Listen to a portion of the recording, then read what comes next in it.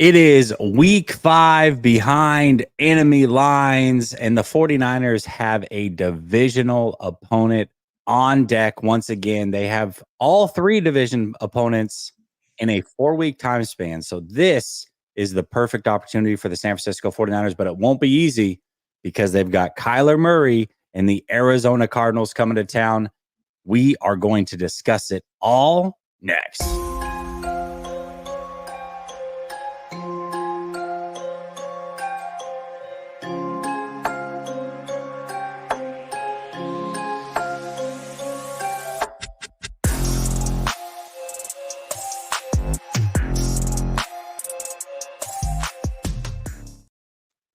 All right. Welcome back to Last Second Sports, where we are giving you our take down to the last second. And it's Wednesday, which means it's behind enemy line time at a very, very different time than normal. But listen, when you've got AZ sports fan Mike in the house, you roll out the red carpet, you meet his demands for time. Mike, my guy, how you doing? I'm good, man. Good. I can't complain. Obviously, waking up just in general is a beautiful thing. Life's Yes, beautiful. sir. I just wish it would be a little cooler right now. There's no way that it's still 110 degrees right now in October in Dude. Arizona. But hey, man, we're built for it. Yeah, I guess, yeah, I guess you are built for it. I will say I went to Arizona. I went to Glendale for the Final Four. This was like 7 years ago when the Oregon Ducks were in it. I'm originally from the Pacific Northwest, big Oregon Duck fan. And Nice. so when the Final Four was played there, I went there.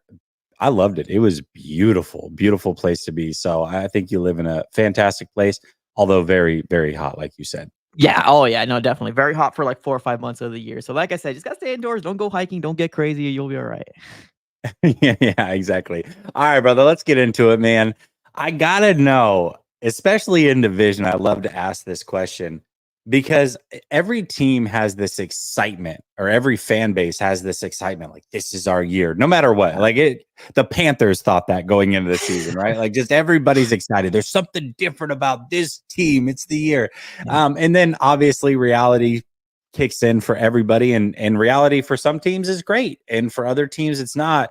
And right now, the Cardinals had a fantastic win in week 2, a blowout win against the Rams, which made us confident that we could beat them. That was not the case. However, they've been a little bit up and down. And I think last week they got the opposite taste, which is they got blown out.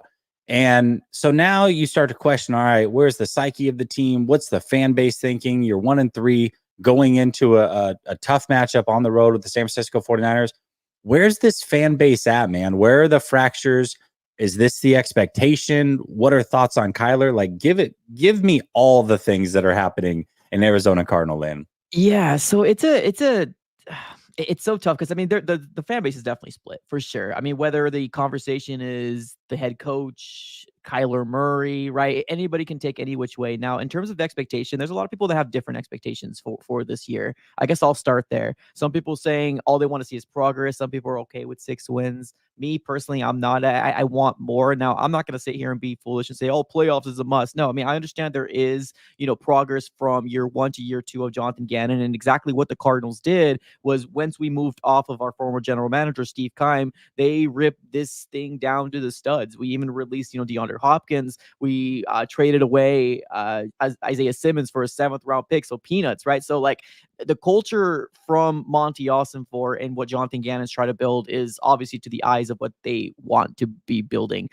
So you got to be a very specific type of player to be in this locker room. If not, they have no problem cutting you, especially if you are ties to the last regime. So it's really kind of, I don't know, murky because you don't really know what to expect. All you know is that last year the Cardinals played very, very tough, especially in that last final stretch. We never would have thought we were going to beat the Eagles, and we beat the Eagles. And we we did have some other good wins as well, like the Cowboys earlier in the season. But having Kyler Murray coming back, it did have a level of excitement because when you have your franchise quarterback coming back, it does bring a level of excitement amongst Cardinal fans. And of course, we had our own little moment of, oh, watch out, this year revenge tour, right? But so far, starting off 1-3, I mean, it's not so much that it's disappointing. I'm glad that 3 out of the 4 games the Cardinals were able to stay toe to toe with those very tough teams like the Bills. I never thought we were going to beat the Bills. I was only kind of hanging on, blindly or wishful thinking.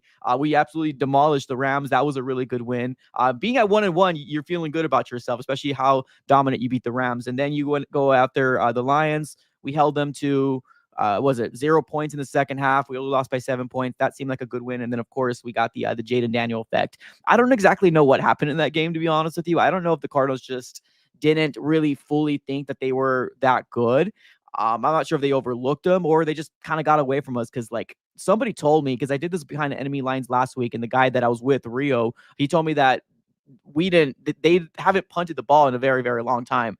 And it is crazy because that's what happened. Now, granted, the Cardinals did make them punt, that's good. And then we also got an interception on Jaden Daniels, which is good. So, like, there were some little things that you could take away from this game, but overall, it's one of those games you definitely want to kind of don't want to remember because it's one of those gut punches because Cliff Kingsbury comes back. You don't want to get beat by your former head coach. But overall, the pulse check is split. I'm going to be honest with you. A lot of people do not want to see Kyler Murray back next year. Obviously, they're willing to see him ride out this year, but a lot of people are kind of done. And I think those are the guys that were never high on Kyler Murray to begin with, though. So it's not like they're new people that are just sprouting up. They were always kind of hiding in the bush and they're just waiting for an opportunity. So fan base is pretty split. Jonathan Gannon, I think right now we're fine with him. 1-4 is obviously a lot better than 1-5, 1-6, 1-7. So we'll have to kind of wait and see how it all shakes out. The end of the year is going to be very, very telling for this Arizona Cardinal organization. I don't know what's going to happen. Have you gone down the path of seeing what it would take to move on from Kyler Murray, like what the cap implications are, or are you just like, I'll wait till the offseason to worry about any of that stuff? No, I've looked into it. Yeah, I've looked into it. And Okay. it's just only for my own knowledge, right? Just because I kind of want to be obviously full versed in what it is. And I have looked at his contract. Obviously, I think we have him until 2027, if I'm not mistaken, but his guarantees end next year. Because in 2026 and 2027, at least per over the cap is what I like to use. It doesn't have any guarantees on 2026 and 2027. So although yes, he is paid up to then, in 2026 is his, 2025 is his last year of fully guaranteed money. So I don't know what it brings up. I don't know. It's such a weird, like, this season is odd. I'm not gonna lie to you, Jesse, because we heard Kyler Murray talk very, very, good things. Like, he said things like bet the over with the 6.5, right? Very bold things. He's gone to national, headlines and said things like, oh, I won't put a cap on this offense. And that's the stuff that you want to hear as a Cardinal fan. But like, looking at what the front office has done and how they treated this offseason is really weird. Like, because we didn't address, a lot of big key pieces like your edge rusher, heck, even bringing in some like good people that will help us stop the run. Like, we settle for mediocre, and I'm sorry to say this, but like mediocre people. Like, I'm sorry, because they haven't really made a big impact. The only guy that I like that we've got brought in this year was Mac Wilson Sr. That's it. Everybody else has either got hurt and on the IR and just, or has not been productive. So it's weird to hear Kyler Murray say all these great things about this offense. And although they were supposed to be the bright spot coming into this year, but the front office, the way they treated this defense, that was my biggest scare. I was like, I don't want to see a world where the Cardinals are fighting so much to get all these points, but the defense can't stop a lick, right? And that's kind of what we're living in the world right now. So it sucks that Kyler Murray is getting the brunt of it all, but I'm not going to lie, Kyler Murray hasn't played the best. So especially looking at the film, there is a lot of reads that he's missing. And of course, you look at that, right, with the magnifying glass, especially since you have Marvin Harrison Jr. there, because one of the best wide receivers we've seen coming out of college in a very long time. People are going to be paying attention. Yeah, it's interesting though. I just pulled up the cap space, not on Kyler specifically, but the Cardinals. And I think, it definitely can be frustrating as a fan base when you feel like there's money there and they should be spending it. But you really look at it, and I can understand why they wouldn't necessarily go crazy this offseason. Let's see what you got in house. Make decisions on some key players. Allow them to play and figure it out. Next year, though, the Cardinals have $115 million in cap space. That is so crazy how much money. So now it's like, okay, we know who we like. We know who the core of this team is. Now let's go crazy in free agency. Let's go make some trades and do what we need to do. So I could see next offseason being a busy offseason. And then I think at that point, we'll see. I mean, Monty Ossenfort is first of all super fun to watch. I love the little clips that come out during the draft. Those, I look forward to those every year now because he's such a wheeler and dealer and he's so confident in those conversations. But I think he's probably looking at it saying, hey, this is kind of just a year where we lay low, we figure things out.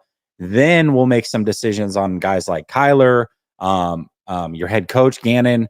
after next season, I think, is when those tough decisions will probably be made. So I think the Cardinal fans that are like, hey, Gannon sucks or Kyler sucks, I think most likely those decisions won't happen until after 2025, unless something crazy happened this year. I could be wrong. I mean, it's the NFL and expectations are always high, but just looking at the cap space and how things are playing out, I think that they've got another year of leash before things would get super, super hot for them. And that's the thing too. Like I'm just so curious. Like I feel like progress is what Cardinals want to see. Progress obviously is 6 wins, 7 wins, 8 wins. But like if we don't, and the season goes sour really quickly, like we are the same organization that cut Wilkes high and dry after 1 year. Also Rosen, Yeah. So I get there's more money tied in here. It's just I'm so curious to figure out what Michael Bidwell, the owner, is going to do. So Yeah, very, very curious to see that. Level 7, I know, is a Cardinals fan, and he's tapped in with me. Appreciate him. But he's like, hey, you're not a good GM if you're not trying to win. that's I what don't I'm think saying. it's yeah. I don't know that he's not trying to win, but I think also like knowing when to go all. It's like saying this. You're not a good poker player if you're not willing to go all in every hand. It's like, well, I mean, but I got a 2-7 offsuit, and the flop came out with like 2 aces. Why would I go all in on that? Well, I mean, you're just not a ballsy poker player. Well, maybe you should like bide your time a little bit and pick and choose. Next year, when they have $115 million, that's when you go all in. That's when you go crazy. Now, if he doesn't do it next offseason and this team doesn't show any progress, I think next year, then I think you start figuring out, all right, we probably got to make some major, major changes. But that's just me outside looking in. You guys are actually living with it. Yeah. So it's easy for me to say on my perch over here, but You guys are always in the playoffs. that's just how I see it. Yeah, exactly. So anyways, but that is interesting. All right. Well, that in the spirit of building a team, we know that Marvin Harrison Jr. is a stud. We know that every Cardinals fan's excited about him, but there has to be another player or two that is younger. Maybe not a lot of fans outside of Arizona would know about these players, but just guys that internally you're excited about and you think the fan base is excited about to watch their growth over the next couple of years. There's a couple. I'm gonna throw in Darius Robinson in there. I know he was a first round pick as well, but we just got word earlier this morning that he will not, because he was put on IR. So we were all hoping that at least the window will be open for him to practice today. And Jonathan Gannon came out and said that no, he's not gonna be practicing. What's his injury again? I forget what his injury was. I think it was let me confirm here. I completely forgot to. I think it was a leg injury specifically. Let me see here. I should have known this on the top of my head, but it's been so long. He's been gone for 5 weeks. Right. Let's see here. Oh yeah. So calf injury. Oh, well, we know all about those here in San Francisco, right? So yeah, take your time. Yeah, calf injury.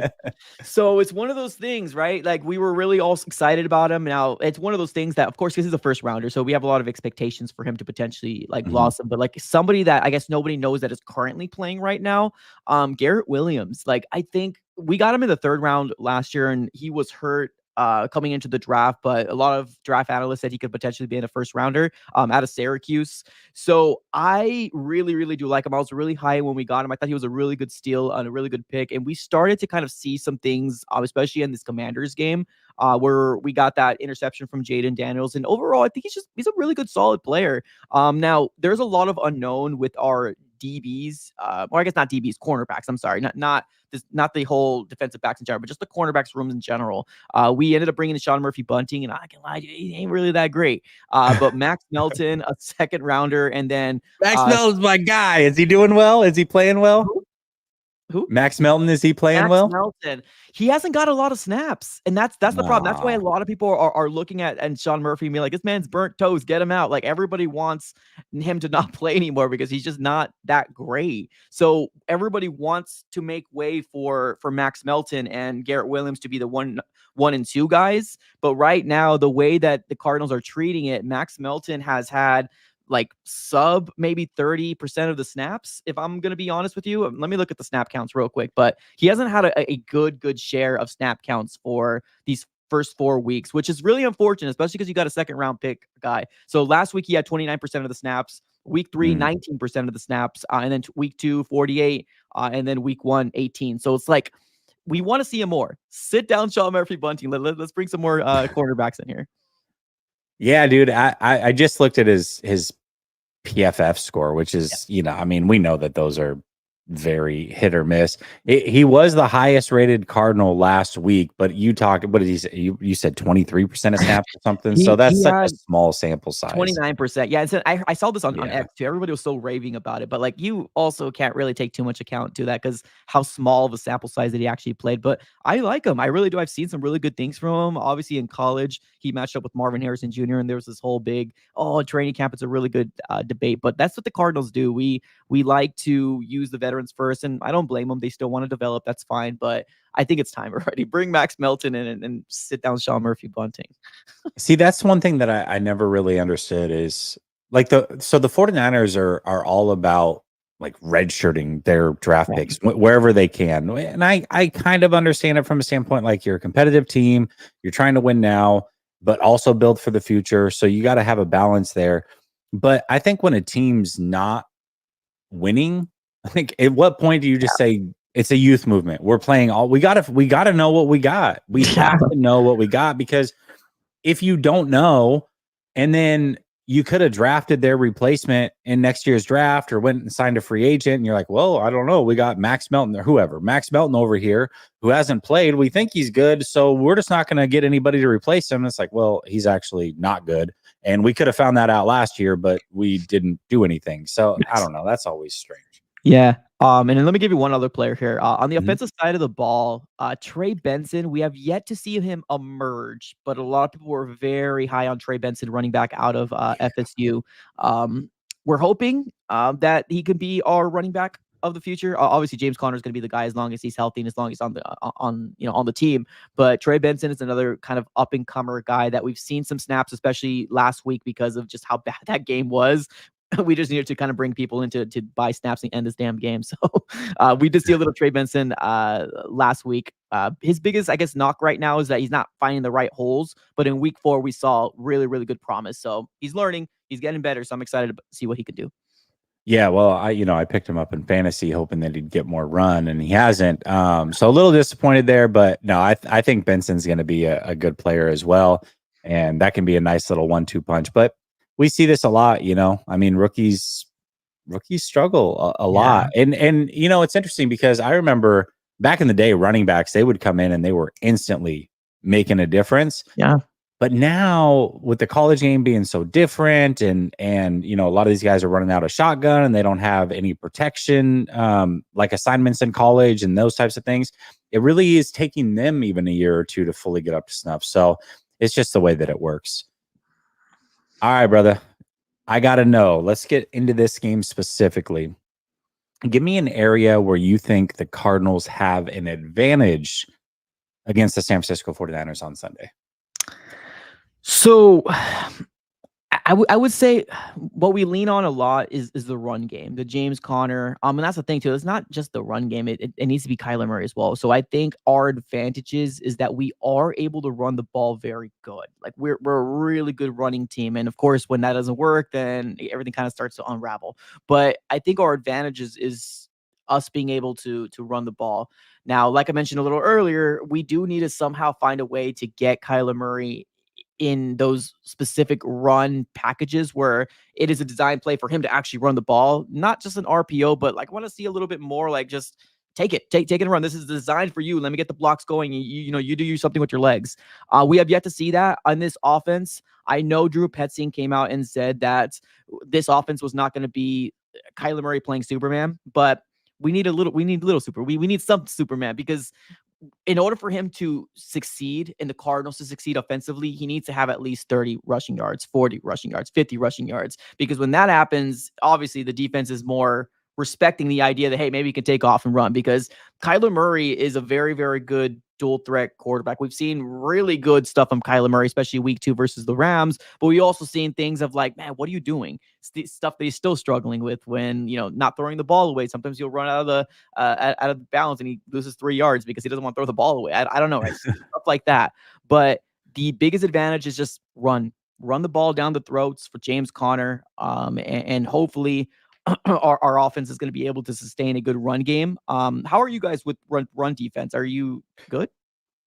So statistically, as far as the overall number of amount of rushing yards they give up a game, they're near top 10, but the yards per carry, they're getting kind of gashed. And when you watch these games, last week they did a pretty good job, but the Patriots are a team where it's like you basically know down one, down two, they're running the ball, Yeah. you stack the box. You know what I mean? There's no surprise there. But these teams have been able to get a little bit loose in the run game. And week 1 they were good, week 4 they were good, week 2 and 3 they weren't. So I don't know. The 49ers are a little bit all over the place. I don't fully know what they are defensively this year, which is crazy to say, but I still have question marks about the defense. We'll see. So another thing that you just brought, well, not what you brought up, but I guess another thing I can bring up is the fact that the Arizona Cardinals, and I'm not sure if it's just what happened last week. It's just we're really predictable when it comes down to the run. It almost kind of seems like every first down is like run, run, run, run, run, run. So in order for us to be good in this advantage that I'm trying to say, we got to mix it up too. Like obviously play action is going to open up when you are able to run the ball very effectively with James Conner.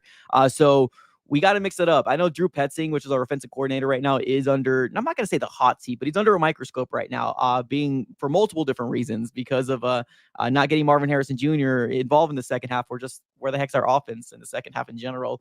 It's going to be very interesting to see if we're going to be able to change it up. And I know it's situational football. Any given Sunday, you don't know what's going to happen. If things are trending in the right direction and it's working, then we can lean on that. But the biggest advantage we have is just obviously the run game for the Cardinals. Yeah, I would tend to agree. I think the Cardinals' biggest advantage is Kyler Murray when he wants to get mobile. And mobile quarterbacks are tough for everybody to stop. But you look at Kyler Murray, I mean, the first few weeks he was running the ball well. Last week, I think he only had like 4 or 5 rushing yards, which is not ideal at all. And then you can start to see like, oh, maybe this is why the offense wasn't as productive.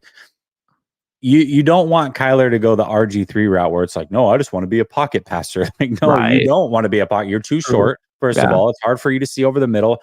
And if I was running that offense, I would get Kyler on the move as much as possible. Not necessarily as a runner, but move the launch point. Allow him to get easy high-low reads and throw from outside the numbers. Like all those things are at his disposal, and he's so dang quick-footed that he can do a lot of things. And so I think anytime that you just make him drop back and stay in the pocket, you're putting him and your offense at a disadvantage. So I'm curious to see what that looks like this weekend from the Cardinals, and do they move the launch point for him, or what does it look like? But yeah, I think Kyler Murray, man, when he's humming, certainly with his legs, he can cause some real issues for any team. And the 49ers traditionally under Shanahan have really struggled to contain the edges on mobile quarterbacks. So that could be an area. And again, the run defense, I don't fully know. You add in him being able to run with Connor and Benson, and if they stick with it, I think that they can cause the 49ers some problems there. But let's flip it. Where do you think the disadvantages are for the Cardinals in this game? Give me one that stands out to you. Can I just throw the whole defense on there? I'm just kidding. No. Yeah, you can. Yes. I mean, here's the thing. Like, I don't want to be like, I think the defense has done well to what they have on their team. Like, I'm gonna be honest. Like, we've seen some flashes of them holding their own. And like I said, sometimes I feel like when the Cardinals, obviously offensively, as not holding their weight, they put the defense in a very bad situation. So I don't want to paint them as a terrible defense. They're good for who they have on the field, but the biggest disadvantage is obviously that pass rush. And not just in the edge, but just being able to get back there and cause consistent pressure to rattle the cage of the opposing quarterbacks. We have not been able to do that on a consistent basis. Now, we did do that with Matthew Stafford. Now, that might be because he had a lot of 2s, 3s, 4s on his offensive line, and he just really didn't have a chance to really do very much. So that might have been as to what was the big key as to why the Cardinals absolutely obliterated the Rams, maybe. But we got to find a way to cause pressure and not have a weak point out there, because when we were sending blitzes to, let's say, for example, Jaden Daniels, he almost kind of seemed like he knew what was going to happen and had a play perfectly called for that specific blitz. So, like, for example, we had a blitz coming over to the right-hand side. There was a perfectly good call play where the run was going to the left, and it was just like perfectly called and perfectly played. And I'm not sure if it was just a good game of chess for Cliff Kingsbury. Maybe he knew a little bit more in what we were doing. Maybe just that brilliant. I don't know. But the edge role or position has been a big talking point for Cardinals fans as to why we're not being able to address this. Because I'm not gonna lie to you. We're leaning a lot on our rookie Darius Robinson to come back. And hearing that he's not gonna at least open that window today is very disheartening because we got a lot of people on this defensive line, which we want to give credit, we want to be excited about. But Dennis Gardeck, a good name to obviously cheer about and be excited about. And then Zaven Collins, former first round pick, but they're not true edge rushers. They were former special teams guys. They were former middle linebackers that we turned edge rushers. And I know we've seen some flashes. They've got some numbers on to for them to say it, but they're not true edge rushers that we can say this is a guy that is going to be causing havoc in week 5, right? Like, well, we used to have Chandler Jones, right? People used to scheme things around Chandler Jones, and I get it, right? Sometimes I don't know. I kind of find myself talking like this, but and also say, "Oh, you're in year 2," but like, I'm just tired of losing, man. I'm just tired of losing, and I'm tired of the rebuild. But I get it. It's a brand new regime. It's a brand new way of doing things. But the biggest disadvantage is the edge. I guess just pressure in general. Because I feel like if we can, our offense, as long as they're clicking, like you said, as long as Kyler Murray is clicking, I think we'll be a very good team that's to be able to score points. Yeah, and I think you fairly could have said our defense, and I would agree because I do agree with you that generating pass rush is an issue. I think we've talked about it a ton, especially on the roundtable together. But also, run defense is an issue. They give up 146 yards a game, and the 49ers are not going to stop running the football. Like, unless they have a 10-point lead and they're in a Super Bowl or an NFC championship, the 49ers won't stop running the ball. Shout out Kyle Shanahan. But yeah, I mean, ultimately, they're going to continue to run the ball, and 146 yards per game is not ideal. So while I think the Cardinals have an advantage in being able to potentially run the ball on the 49ers, I think that definitely comes back for the 49ers to be able to run the ball on the Cardinals. So now, time of possession becomes a thing for both teams. Who can play mistake-free football? That's going to play big into this game. So very, very curious to see how it plays out. And we might just have both teams going crazy in the run game on each other. We'll see how it plays. Yeah, I mean, and here's the thing too with that number that you brought up. It's a good number because it's the truth. The Cardinals have got gashed a lot on the ground, but we were also playing mobile quarterbacks like Josh Allen. So like you got to think about James Cook, and then Josh Allen to those guys. But we also played Matthew Stafford, that is not a mobile quarterback, and we contained Kyron pretty darn well. Of course, we know what happened here in week 3 with the two-headed duo. They're gonna get their own, right? And then we got week 4, Jaden Daniels, and then you got Brian Robinson. So like, it's not going to one specific player. Although yes, you're right, but mobile quarterbacks is a big key as to why we are giving up so much yards, is because those quarterbacks are also gaining a lot of yards on us as well because we're not able to contain them in the back. So I don't know. I don't see Brock Purdy as a mobile quarterback, although he does have some wheels. I'm not going to say he's slow. He's not Jimmy G back there. He can get out of the pocket if he needs to. But if we can somehow contain him, I feel like the Cardinals can be in a better spot. Like, we're just trying not to get blown out. Like, that's it. We're trying not to get blown out. Well, it's interesting that you bring up Brock Purdy and his mobility. He's, he had a game against the Rams where he rushed for like 50 plus. He can do it. He prefers to play from the pocket, or I should say prefers to play from behind the line of scrimmage and disperse the ball. But if the plays are there to be made, there are times where he will break out, which brings me to bold predictions. And I'll go first on this one.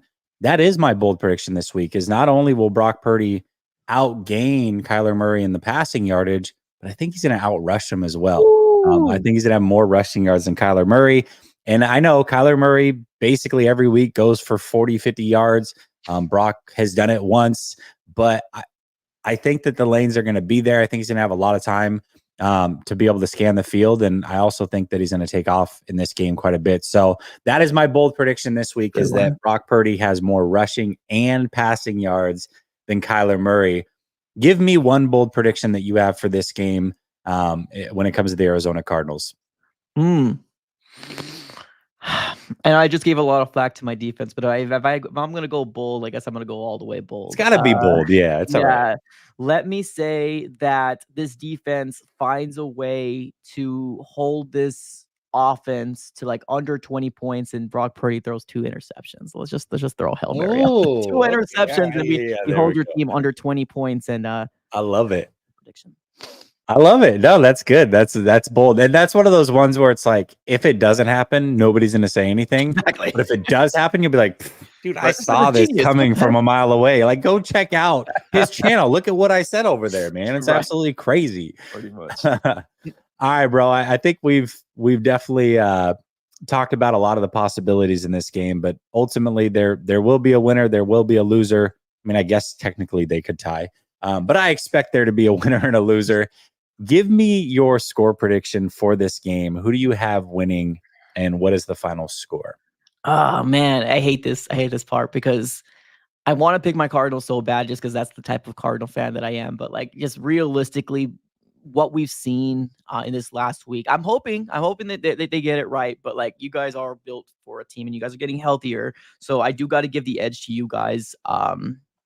Now, I might be doing reverse psychology, by the way, but I do got the win over for you guys. I do say it's going to be 27-21. Like I said, I think what we're looking for here is for the Cardinals to not get blown out. We cannot have another game like that. We know that the Cardinal fan base imploded on itself just with that last game. So I say we lose by 7 points. No, wait, 20. Wait, is it 27 or 20? 28-21. Yeah, so 7 points, but I feel like the Cardinals hold their own against another playoff team, potential playoff team. All right. I like it. I like it. By the way, I don't know if I feel good about it or what, but every single content creator I've had on this year, this is week 5, has picked the 49ers to win. The 49ers are 2-2. So I don't know. Is this the reverse jinx that we're playing or what's going on? Exactly. But yeah, it is interesting that that's happened. But also, I respect content creators that are willing to go against their team. I think it's easy to sit up there and be like, yeah, we're just going to win. Yeah. If you don't believe it, then you don't believe it. Before I give my prediction, I do want to give a shout out to today's sponsor, Underdog. Link is in the description. Promo code LSS. That'll get you a deposit match, 50% up to $1,000 plus your 1 free pick. You can do weekly fantasy, daily fantasy. You can do more or less, whatever it is that you enjoy.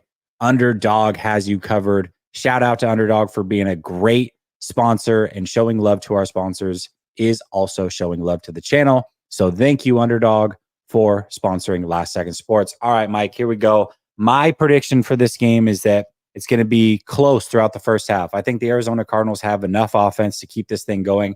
And then I see around middle of the third quarter, the 49ers kind of just open up the floodgates. They turn it into a 2-score victory. I'll go 34-20. But it's one of those games where I think you might look back on it and be like, there's something, man. If we didn't turn the ball over here, or if we had converted on this 4th down in the third quarter instead of losing by 14, we could have tied that game up and anything could have happened. I do think it'll play closer or seem closer than what the final score is. I think division games are always tough. Right. We talked about it on your channel, man.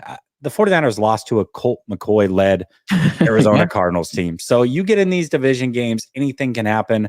I'm not naive to that. I just think ultimately the 49ers having 2 losses already, having to play on Thursday night against the Seahawks for potentially the division being on the line, they have to get this game, and they have to get a win, especially at home. So I think that they're going to come through 34-20, but the game will feel closer than what the score actually is, in my opinion. I mean, I'm actually that you brought up the second half. We are known for not scoring a lot of points in the second half, and the offense going away. So you might be right. I don't know that, but hopefully we figure that out. Absolutely, brother. Well, listen, thank you for jumping on with me midday. I know you got a concert later on, so enjoy your concert, bro. And then I will see you on the roundtable next week to discuss this game in full. Good luck to your Cardinals. Not too much good luck. And I will say to everybody in the chat, the link to his channel is in the description, per usual. Go check out Mike. Show him some love. Subscribe to his channel, and then talk ish once the 49ers win. Have fun over there, but definitely show him some love. He's a great content creator, an even better person, and I love doing the weekly shows with him over on the roundtable. Everybody in the chat, much love to y'all. I'll be back later this week. And Mike, thank you very much. Peace, y'all. Absolutely. Later.